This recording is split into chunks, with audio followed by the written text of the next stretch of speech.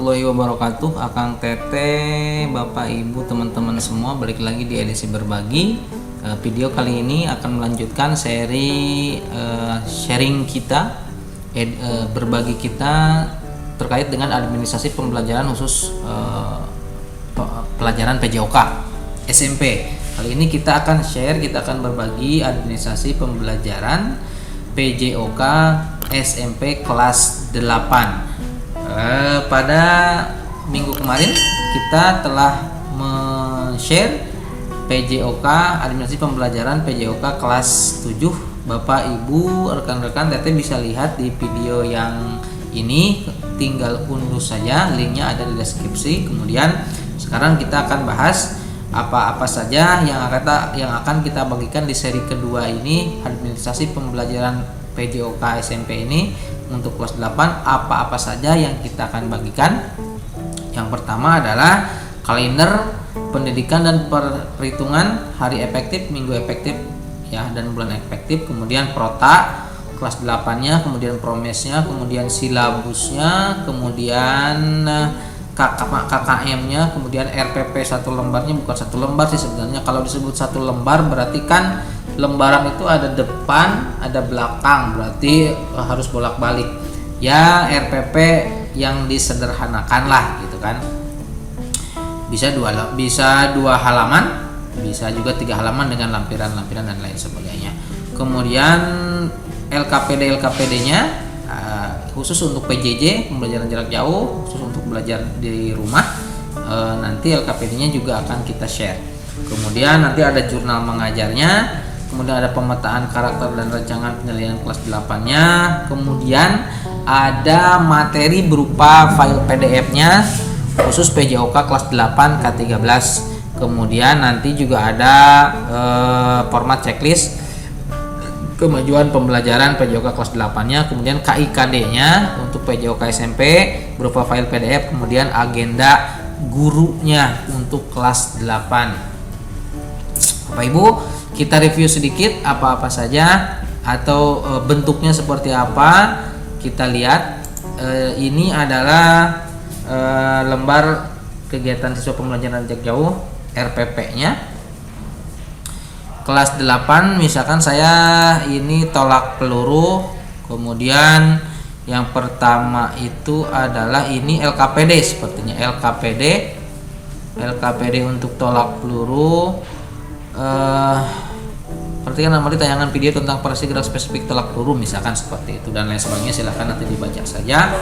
Kemudian tugas-tugasnya sebutkan macam-macam gaya tolak peluru, sebutkan. Ini juga bisa editable, bisa Bapak Ibu, rekan-rekan, teman-teman guru PJOK SMP kelas 8 bisa diedit ulang, bisa silahkan lah gitu kan. Tergantung situasi dan kondisi di sekolah Bapak Ibu, teman-teman, rekan-rekan Akang Teteh semua.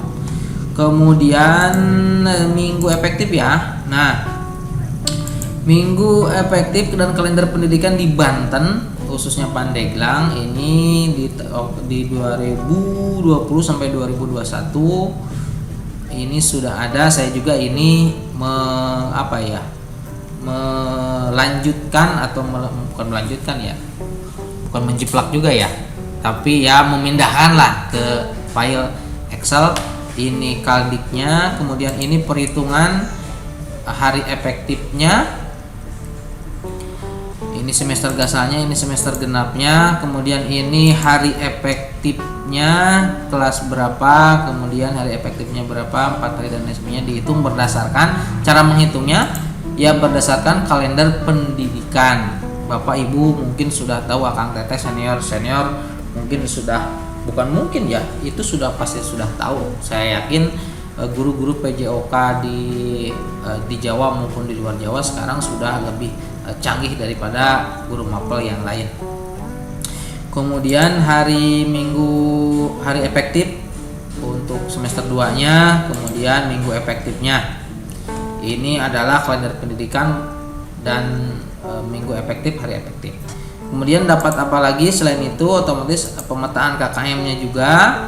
Pemetaan KKM-nya untuk bola besar, misalkan bola polinya, variasinya misalkan variasi passing bawah, sub KD-nya, passing atas, passing bawah, servis atas, smash atau spike.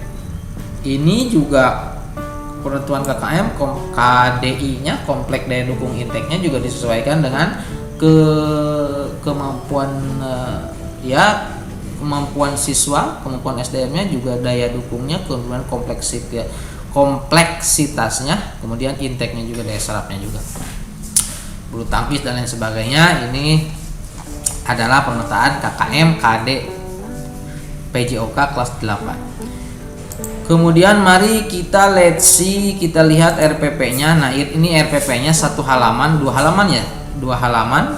Ya, kalau disebut RPP 1 lembar juga harus depan belakang ya, karena selembar kertas itu kan ada halaman depan, ada halaman belakang. Berarti ini adalah RPP yang disederhanakan saja, yang ada identitas, KD, kemudian tujuan pembelajaran, kegiatan pembelajaran, dan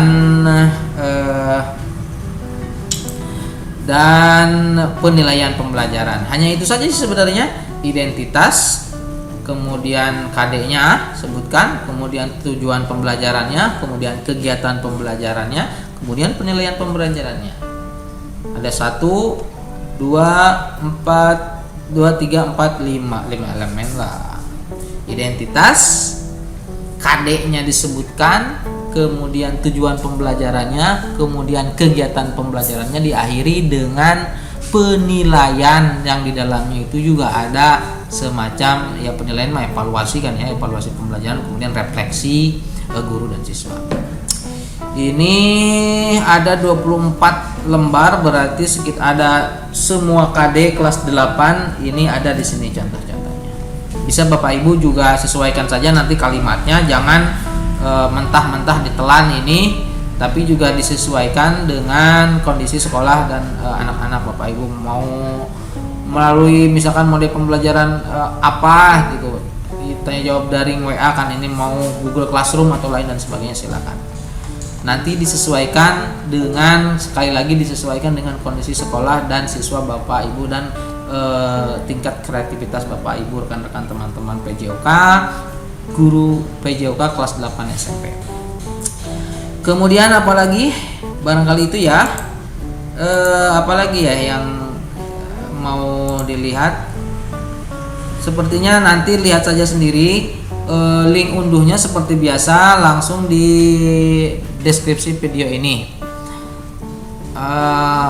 Free lah, kita nggak ada salahnya untuk berbagi. Tapi saran saya jangan ini digunakan mentah-mentah, maksudnya jangan dimakan mentah-mentah. Satu kata orang Sunda, bungkelekan, di dahar bungkelekan. Jangan seperti itu, maksudnya jangan kalau dikasih 1 kilo ya dimakan 1 kilo gitu. Maksudnya ya bisa ditambah juga bisa dikurangi, silahkan sesuai dengan kemampuan dan sesuai dengan situasi dan kondisi di sekolah Bapak Ibu masing-masing. Ini hanya contoh saja sebagai alternatif dan referensi, bukan referensi ya, alternatif lah sebagai pilihan. Banyak kok administrasi pembelajaran yang RPP yang lain yang maksudnya lebih lengkap. Kalau berkaitan dengan RPP bagus atau enggak itu ya tidak ada RPP yang bagus atau tidak ada RPP yang jelek. Ini RPP ini bagus dan lain sebagainya. Tidak seperti itu, karena rencana pembelajaran itu sebenarnya yang bagus itu adalah yang sesuai dengan situasi dan kondisi di sekolah Bapak Ibu berada. Oke? Barangkali itu edisi berbagi kali ini untuk sharingnya administrasi pembelajaran kelas 8 PJOK SMP untuk pembelajaran daring sinkronus maupun asinkronus. Mohon maaf apabila ada salah kata. Sekali lagi saya, kalau misalkan Bapak Ibu rekan-rekan teman-teman Akang Teteh suka dengan video ini, silahkan tombol thumb up, like, jempol ke atas. Yang tidak suka juga boleh jempol ke bawah. Mau subscribe mau enggak juga terserah, silahkan. Mudah-mudahan sedikit atau kecil dari saya bisa bermanfaat banyak bagi rekan-rekan semua. Assalamualaikum warahmatullahi wabarakatuh.